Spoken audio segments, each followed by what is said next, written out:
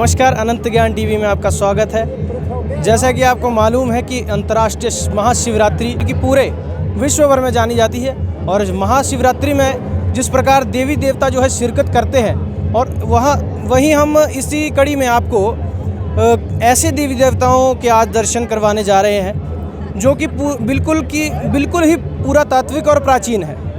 आइए हम जानने की कोशिश करेंगे देवता के पुजारी ठाकुर दास जी से। ठाकुर दास जी, आपका बहुत बहुत स्वागत है। नमस्कार जी, मैं आपके टीवी चैनल के माध्यम से सभी दर्शकों का हार्दिक अभिनंदन करता हूं। जैसे कि आप जानना चाहेंगे हमारे ये दोनों ऋषि के बारे में, दोनों देवताओं के बारे में। एक का नाम श्री देव नगलवाणी है जो हमारे शिव रूप है, दूसरा देवता हमारा सोमनाग है जो शेषनाग रूप है। पहले मैं आपको श्री देव नगलवाणी के वास्तविक रूप के बारे में बताना चाहूँगा। एक्चुअल में जैसे कि आप जानते हैं कि मुगलों का शासक जब देश में था तब से लेकर ये कश्मीर में थे। एक्चुअल में कश्मीर के डोडा इलाके में ये थे, तो वहाँ से इनके कुछ नुमाइंदे चलकर आ गए यहाँ संधि में इन्होंने कुछ समय अपना समय व्यतीत किया। उसके बावजूद ये गए सुमलहार में वहाँ इसको शिव नगलवाणी की कुछ छोटी सी मूर्ति लेकर गए। तो आज से 400 साल पहले की बात है। तो तब कुछ ग्वालों ने इनकी जो है पूजा अर्चना शुरू कर दी। तो ग्वाला जब अब चलते थे रास्ते में तो उनके वहाँ गाय का दूध निकलना ऑटोमेटिकली बंद हो गया। तो जैसे ही घर लाता था वहाँ तो दूध नहीं निकलता था। कुछ ही दिन में 2-4 दिन में एक ग्वाले ने उसको सरसरी तौर पे चेक करना चाहा कि ये एक्चुअल में कारण क्या हुआ। जब उसने खुद चेक किया तो दूध न देना हुआ बंद। फिर उसने चेक किया, जब उसने ये जाँचा परखा कि एक्चुअल में ये दिक्कत है, तब ये देवता एक पिंडी के तौर पर वहाँ उस ग्वाले को विराजमान हुए। फिर विराजमान हुए तो उस ग्वाले ने क्या, उस पिंडी को वहाँ से पहाड़ी के पली तरफ फेंक दिया, जो कि हमारे जो सुमलहार के बंदों को वहाँ प्राप्त हुई। फिर सुमलहार के बंदों ने उसको अपने देव मूल स्थान गाड़ा गाँव तक लाया। वहाँ पे उन्होंने लोगों को इकट्ठे किया, एकत्रित किया। वहाँ से शिव नगलवाणी की उत्पत्ति शुरू होती है। उसके बावजूद सात बिहार को इसको मान्यता प्राप्त दी गई है। उसके बावजूद इस देवता की मुख्य विशेषता है, जैसे कि पहले ही मैंने बता दिया था अपने फर्स्ट इंटरव्यू में कि गाय के बारे में, गाय की जो भी बीमारी होती है एज ए गौ माता के रूप में जो भी बीमारी होते हैं उसको ये पूरी तरह से हल कर देते हैं, सोल्व कर देते हैं। उसके बावजूद मनोकामना, जैसे कोई भक्तजन आते हैं निराश होकर के, उनकी मनोकामना ये पूर्ण करते हैं। दूसरा, ये जो हमारे शेषनाग रूप है उनके साथ में ही चलते हैं। शेषनाग के बारे में आपको बताना चाहता हूँ, इनका जो प्राचीन इतिहास बहुत ही पुराना है। ये तीनों लोकों में विराजमान है। जैसे कि आप सभी जानते होंगे, आपने श्री कृष्ण में भी देखा होगा, रामायण में भी देखा होगा, शेषनाग का कितना अहम रोल होता है नहीं। तो उसके बावजूद अब इनकी उत्पत्ति हमारे कुठेड़ गांव के नीचे एक जगह का नाम है, वहाँ बुझोट का नाम रखा गया है। वहाँ एक किसान को हल चला रहा था, अपनी फसल बो रहा था, तो वो ये मोरा जो आप सामने देख ही रहे हैं ये निकला था उसके हल के साथ में। उसके बावजूद वो अपने इस मोरे को लेके अपने घर गया।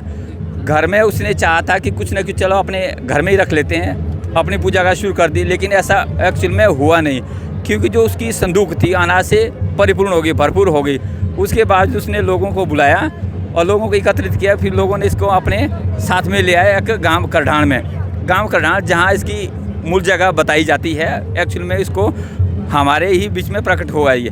तो उसके बावजूद साथ में जब देव नगलवाणी के कुछ छड़ी के साथ में आता था और इसका ये मोरा प्रचलित हुआ, जब लोगों ने उसको मानना शुरू कर दिया, धीरे धीरे देवता ने अपने एक जगह बना दी। जगह बनाने के बावजूद फिर इसकी कोठी मंदिर ये बनने लगे।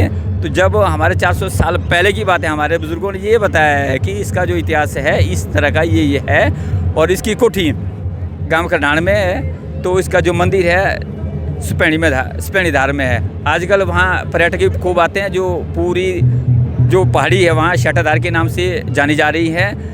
और ये जो इसकी विशेषता है इस प्रभु की है कि संतानहीनता को संतान देता है जब बारिश भी ना हो। एज ए कुमरनाग के सेकंड रूप है। एक बारिश ना हो तो बारिश देने में भी कोई हिचकिचाता नहीं है, और हुई है। इसका जीवंत उदाहरण आपको देखने को मिलेगा सराज वैली के सुमल गांव में ये। और जो है सांप काटा हुआ कोई इंसान होता है, जानवर आते कोई किसी भी तरह का है, ये सांप काटे हुए का पूरी तरह से इलाज कर देता है और धंधा नहीं करता है उस परिवार को। Thank you so much. जैसा कि आपने बताया, जब देवता जब शिवरात्रि में शिरकत करते हैं तो कब से जो है शिरकत करना देवता ने शुरू किया शिवरात्रि में, महाशिवरात्रि में? आज से लगभग 50 साल पहले जब राजा वीरेंद्र हुआ करते थे, यहाँ वीरेंद्र जी बोलते हैं उनको नाम से, तो तब से आना शुरू हो गए। उनके पीछे भी एक रोचक जानकारी है। जब राजाओं का आपस में कंपटीशन होता करता था कि 4 राजा इसमें कम्पिटेड थे कि राजा मंडी डिस्ट्रिक्ट का कौन बनेगा, तो राजा वीरेंद्र जी इसके पास अपनी एक अर्ज रखी थी कि जब भी मैं राजा बनूंगा तो 4 या 5 कुर्सियां ऑलरेडी रखी गई थी, उनके ऊपर कपड़ा रखा हुआ था। तो जो यहाँ के चयन समिति थी उन्होंने ये बताया था कि जो भी राजा इस चेयर पे बैठेगा वो मंडी का राजा होगा, मंडी की राजगद्दी बैठेगा। तो जो उस राजा ने मन्नत रखी एक्चुअल में वही हुआ। उसके कुर्सी पे एक्चुअल में उसको सांप दिखाई दिया, सांप दिखाई तो उस पर बैठ गया। तो अकॉर्डिंग टू तब से उस राजा की ये जो जीत ही मान लो कि ये उसको यहाँ के मंडी डिस्ट्रिक्ट की राजगद्दी हासिल हुई।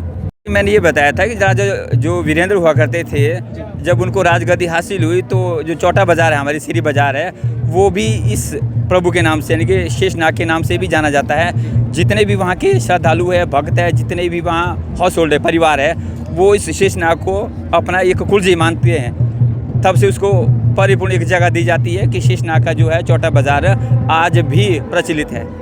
ये सर, थैंक यू, बहुत बहुत धन्यवाद आपका। Thank you sir. अनंत ज्ञान के माध्यम से हम आपको ऐसे ही नई नई जानकारी जो है उपलब्ध करवाते रहेंगे। मंडी से पुष्पराज की रिपोर्ट।